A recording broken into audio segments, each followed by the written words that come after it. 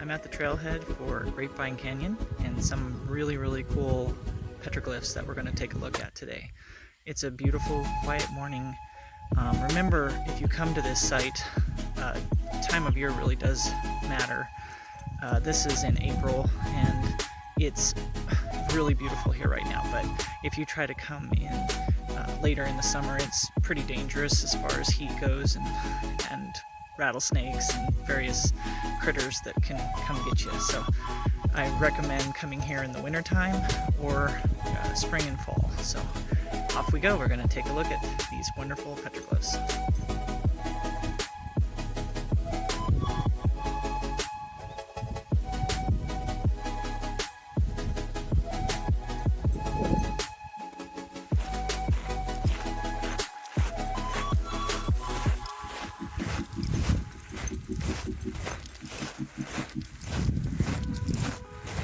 Alright, so we made it up to the canyon mouth where the galleries start of these Southwestern petroglyphs. There's some etiquette information I wanted to partake to you. Remember not to touch with your hands the face of the rock art. It seems silly, but there is a transfer of oils that go from your hands to the rock and can kill what's called the desert varnish. Desert varnish is essentially an algae that's growing over top of the rock face, and it essentially helps the rock art, it protects the rock art and allows it to maintain its long-term longevity. So be aware to not touch. Obviously don't do rubbings or try to remove any sort of imagery from the sites. You can definitely take photographs, but just be aware that we are here as an observer and to appreciate.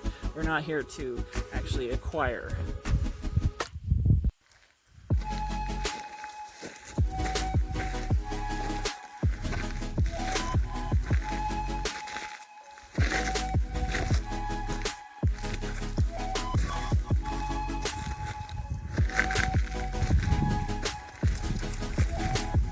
So I hiked up the hill and I made it to the first type of rock art that I wanted to talk about on this little expedition.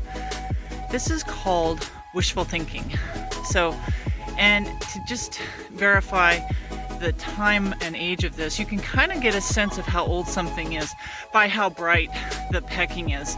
So if it's really bright like this, it's probably a newer, more recent petroglyph. It is still, however, old. I don't know the dates. I'm sure we can look some of that up. But this is an example of what's called wishful thinking. Wishful thinking is the idea of putting down an image in hopes that this will actually occur. So we're in southern Arizona, we're in Nevada. We're in southern Nevada, and the native people here obviously hunted bighorn sheep. That's one of the biggest land animals living in the area. So these bighorn sheep are documented here kind of in a line, and you can still see bighorn sheep today here. So again, this is a good example of what's called wishful thinking. So by laying down the idea that if I can somehow capture the image of the animal, I might be able to hunt the animal and then I'll have dinner for my family. So this is category 1. So this piece is actually located on a boulder in sort of still the mouth of the canyon, but you can kind of get an idea of where I'm at.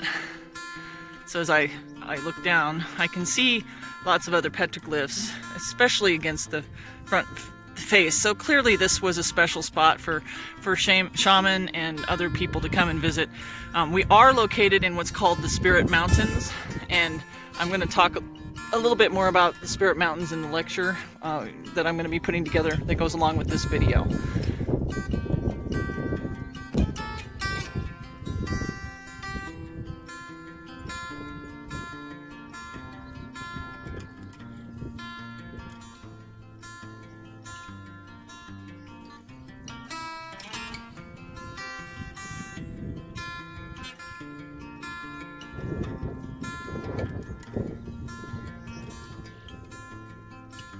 This is a gallery that has a bunch of overlapping images.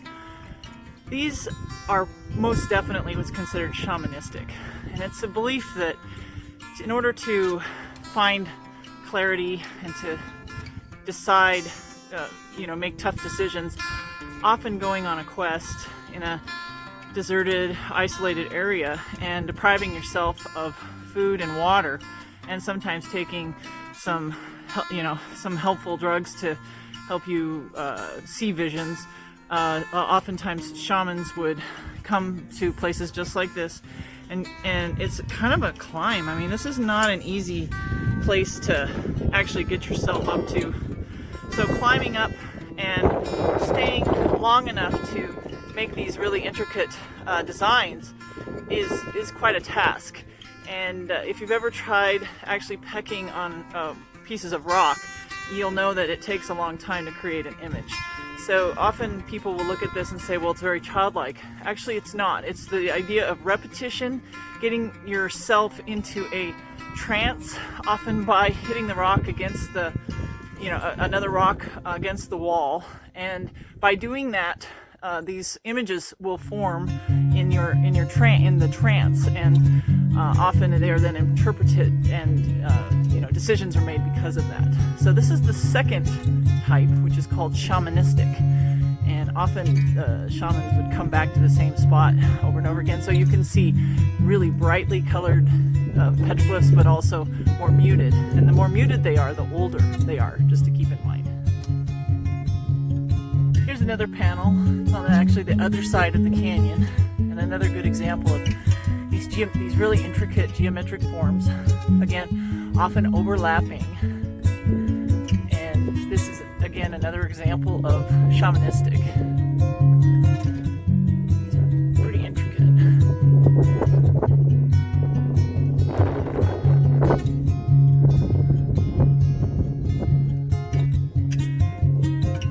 When I look at these, I think of blankets and weavings and stuff like that, and I wonder if there is some connection, probably.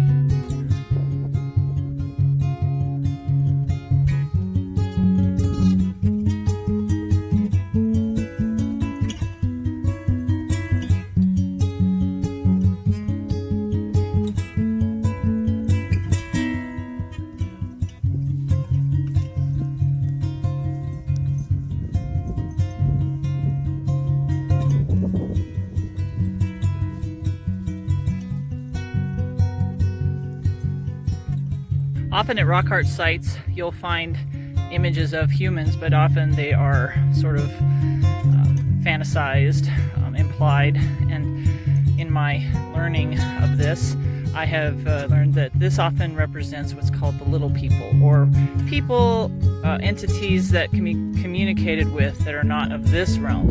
And so often these images of humanoid images can be accessed and communicated with when you're in the trance trying to get information. And sometimes the little people aren't your friends. Sometimes they are tricksters, they can cause trouble, and they are something to definitely be respected. So if you see a image with a humanoid image, sometimes holding shields, sometimes not, they are often representing entities from another plane. This panel is really interesting. It's just layered with many layers of imagery. So this obviously is an important spot. It comes, people have come here many, many times to make offerings, communications. There's a couple of images that are ancient, one of the first images made by humans, and that would be the spiral or concentric circles.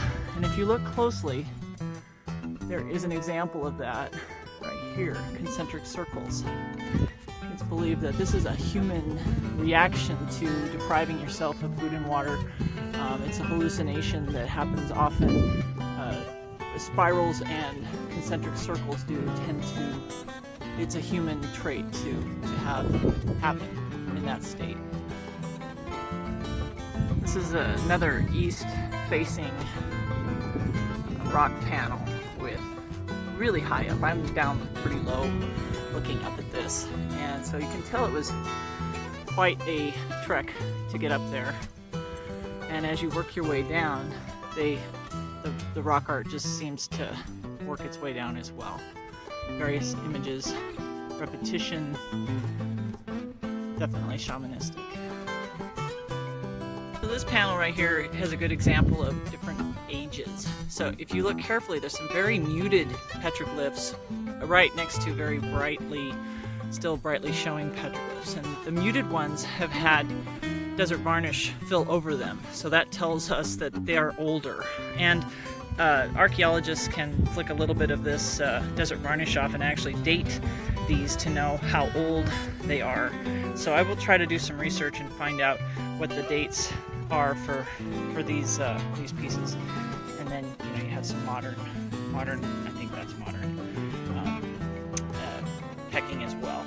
And I just want to throw that out. It's not, it's actually illegal to put any new personalized imagery today on these rocks. So again, come here, look, enjoy, photograph, but leave them be. Here's a shield figure that often you will see in the northern part of the country more. It's figurative, and yet there's a block-like panel in front of the figure that archaeologists have deemed shield figures. So there's not very many here, but there are at least a couple. Third type is called graffiti, and graffiti can be both modern and ancient. So people have been playing with these, marking on these rocks for a very long time. And so sometimes you see images that don't really fit into the first two categories. So often they're considered graffiti or just self-expression that has been laid down. And luckily there's not that much modern graffiti on these rocks, which I'm very thankful for. The wildflowers are just off the charts here. Times I've come here before, it's usually either they're dormant or they're fried in the heat. They're really beautiful just right now. So I'm going to leave that here for the tour. There's a multitude of things to see here, but I've just given you a really small point of view. I really recommend you making the trek out here. Follow the route from Laughlin, heading to Vegas up the hill in the Colorado River Valley, and you'll turn at the Christmas Tree Pass. It's a beautiful place, and again, watch yourself. In the summer it can be hot, so you want to make sure you have water if you come in the summertime, and there can be snakes and scary stuff like that. But in the fall and the winter, and the spring, it's just beautiful here, so highly recommended. All right, stay tuned for the assignment, and I will be in touch. Thank you. Bye.